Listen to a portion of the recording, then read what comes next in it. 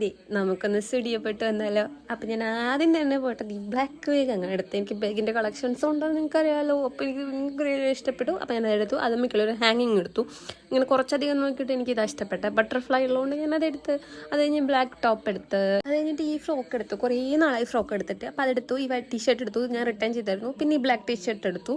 പിന്നെ അവിടെ എപ്പോൾ പോയാലും ഒരുപാട് ചെരുപ്പിൻ്റെ കളക്ഷൻ ഉണ്ടാവും. പക്ഷേ എനിക്കൊന്നും ഇഷ്ടപ്പെടാറില്ല. എന്തോ ഭാഗ്യത്തിന് എനിക്ക് ഇത് ഇഷ്ടപ്പെട്ടു. ആ ബ്ലാക്ക് ടോപ്പിന് വേണ്ടി എടുത്താൽ. പിന്നെ ഐലൈനറൊക്കെ എഴുതുമ്പോൾ പെട്ടെന്ന് മാറ്റാണ്ട് ഒരു വൈബ്സ് എടുത്തായിരുന്നു.